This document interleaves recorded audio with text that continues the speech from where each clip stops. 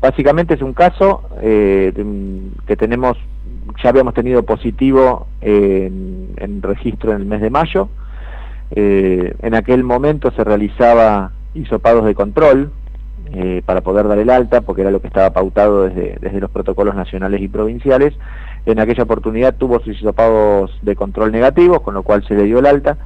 Después, en el mes de junio, tuvo un nuevo hisopado porque en realidad había presentado síntomas también compatibles con COVID, y si bien ya era una persona recuperada, digamos, de todas maneras hizo hisopado, en esa oportunidad dio negativo. Y en los últimos días, en contexto también de un contacto estrecho con una persona positiva, esta persona tuvo de vuelta sintomatología, con algunas características de las que tiene el coronavirus, y por lo tanto la persona que hacía el seguimiento, el profesional que hacía el seguimiento del caso desde el hospital, consideró la posibilidad de volver a evaluar la presencia o no del genoma viral en el hisopado, y se le realizó, que se envió al INTA. Y bueno, para sorpresa entre comillas un poco, apareció una positividad que viene un poco a mover el tablero de lo que uno venía manejando, que es básicamente pacientes que tienen el resultado positivo, se recuperan y listo, y quedan con la inmunidad. Esto obviamente a todos nos puede inquietar un poco, pero bueno, es parte de la dinámica de ir conociendo una enfermedad nueva que tiene características que todavía no están desveladas, pero no para nosotros acá en General Rodríguez, sino para el mundo entero. Y con el correr del tiempo empiezan a descubrirse las nuevas aristas. De todas maneras, a mí me parece que siempre hay que tener perspectiva de número y tener en cuenta que estamos hablando en una pandemia que tiene más de 20 millones de infectados, y que en nuestro municipio ya lleva prácticamente 4.000 hisopados, más de 1.300 casos confirmados.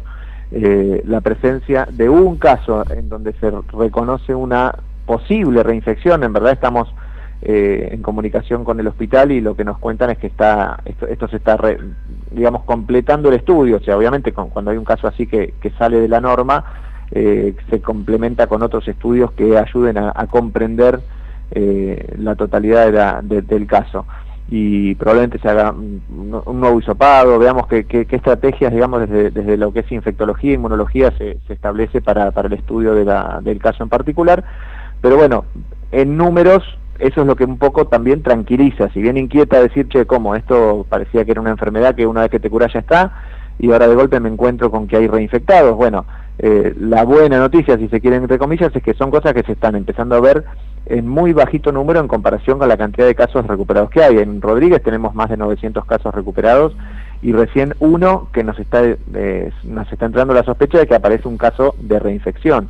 Y en el mundo la casuística es similar, es decir, no es que es algo que en todos lados la gente se reinfecta todo el tiempo, sino todo lo contrario, son realmente las excepciones. Así que al margen de las inquietudes que nos genera, obviamente es una buena oportunidad para ahondar en el estudio y conocer mejor la enfermedad.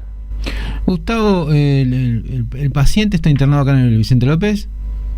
Es una persona que fue diagnosticada en el Vicente. Yo todavía no terminé de conocer el caso en profundidad en cuanto al estado clínico. Sé que es bueno el estado clínico, pero creo que no requirió de internación. Pero no quiero mentir, no quiero decir una cosa por otra. Sinceramente no tengo ese dato si está internado o no. Sé que está en buen estado clínico, y que los síntomas fueron síntomas, digamos, de vía aérea superior, que no hubo ni dificultad respiratoria, ni necesidad de oxígeno, ni nada, por lo que tengo entendido. Pero es una persona, en general, por lo menos lo que se está viendo en el mundo con estos poquitos casos que hay de reinfecciones, es que las segundas infecciones son leves.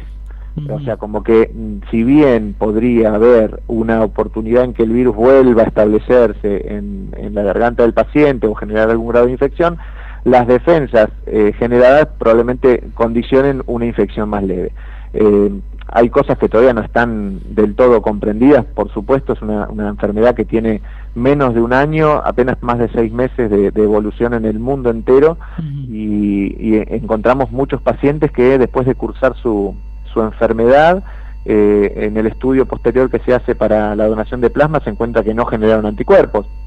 Entonces, ahí entra el interrogante. No generó anticuerpos quiere decir que no está protegido, y en realidad uno no sabe, porque también hay un rol de lo que se llama inmunidad celular, que son los linfocitos, las células que participan de las defensas del organismo por fuera de lo que es la fabricación de anticuerpos. Entonces hay un montón de procesos que todavía no están del todo dilucidados con respecto a esta enfermedad, y me parece a mí que es una buena oportunidad para sumar desde nuestra ciudad.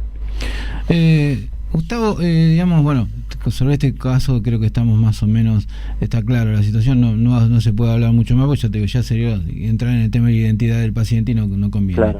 Pero, ¿cómo estamos con respecto al tema de la utilización de las camas hoy en día en General Rodríguez? Bueno, lo de las camas, en este momento en particular, no tenemos una sobresaturación del sistema. Tenemos, esto lo habíamos charlado hace unos días atrás en otra conversación radial, sí.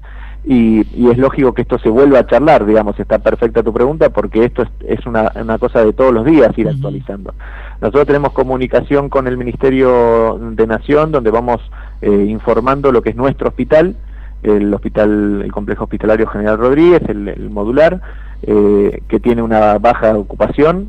Recordemos que es un hospital de derivación y exclusivo de COVID, y vamos desagotando, desocupando, descomprimiendo la tasa de ocupación de los hospitales Vicente López y Sommer. En principio la idea es manejarlo de esa manera, así que estamos todos los días en comunicación con los dos hospitales, redistribuyendo los pacientes, pero así todo no llegamos en ningún momento a ocupar toda ni la terapia ni la sala de clínica del hospital modular. O sea, hay lugar, hay pacientes, pero siempre hay un pero, y el pero en este caso es, ayer tuvimos 62 casos confirmados. Sí. Eso hace que la cantidad de pacientes activos que todavía no se han recuperado también crezca, porque si hace 10 días atrás la tasa de confirmados era alrededor de 20, 30 y algún día de 40, y hoy tenemos, en 3 días tuvimos más de 100 pacientes, claramente la tasa de activos la cantidad de activos va a ir creciendo, y la cantidad de activos creciendo son más cantidad de pacientes que pueden tener complicaciones clínicas, necesitar de internación y necesitar de oxígeno, y en ese sentido es donde uno, digamos, empieza el temor de que se empiece a llenar el hospital. Hoy por hoy no es así, y la capacidad se ha incrementado enormemente. Recordemos que no solamente se construyó el complejo hospitalario, sino que también el Hospital Vicente López amplió sus capacidades de camas de terapia intensiva, que está en plan de pleno funcionamiento, y eso también va a ser un alivio enorme para las capacidades del sistema sanitario local. Pero bueno, lo que no hay que hacer es aflojar con las medidas de precaución, con las medidas de control, y estimular eso a toda la población, desalentar todo tipo de reuniones sociales, desalentar los asados, las reuniones, los cumpleaños. Eso no se puede hacer todavía. Tenemos que estar como estábamos, o sea, la mentalidad que tenemos que tener es como estábamos hace 2 meses atrás, que estábamos todos hasta con restricción en la circulación, digamos. Uno todos los días pasan cosas, de alguna manera uno se entera de alguna que otra reunión o conglomerado de gente, con motivos sociales que no son cosas inevitables, sino que son evitables, y la verdad que son las que ponen en riesgo al sistema, porque pueden llegar a saturar si empiezan a hacer crecer la cantidad de casos confirmados y activos en gran medida. Gustavo, la tasa de letalidad, creo que se llama, yo no sé si el nombre exacto, pero algo así, digamos, la gente que va falleciendo, ¿eso bajó también en comparación con la cantidad de gente que se ha contagiado? Es que en realidad la tasa de letalidad está en relación con la cantidad de contagiados. La tasa de letalidad es diferente a la tasa de mortalidad. La tasa de mortalidad es cuántas personas mueren de una enfermedad en una población determinada de un lugar, digamos. En este caso uno lo puede hacer de la población de Rodríguez, ¿sí? La tasa de mortalidad local más o menos calculada, porque no tenemos una definición de población certera, porque el censo fue hace mucho tiempo, está alrededor del 0,01% la tasa de mortalidad. O sea que de toda la población de Rodríguez de coronavirus se ha muerto un 0,01%, ¿sí? Que es más o menos muy parecido a lo que es la tasa de mortalidad en la Argentina, si uno extrapola los valores también a la población nacional y a la cantidad de muertos nacionales. La tasa de letalidad, en cambio, es la cantidad de muertos de la enfermedad en relación a la cantidad de contagiados confirmados de la enfermedad. ¿Sí? Es más precisa respecto a esa, o sea, habla más de la ferocidad de esta enfermedad, digamos, cuando ya la tenés. ¿Sí? En la Argentina está alrededor de 2 la tasa de letalidad, y nosotros tenemos una tasa de letalidad de 1,4. Y sí, ha disminuido, anduvo alrededor de 2 y pico hace un mes atrás, y ahora está en 1,4. Pero bueno, ha pasado esto, digamos, un crecimiento importante en la cantidad de contagiados. Como te decía antes, estamos arriba de los 1.300, casi 1.350 contagiados.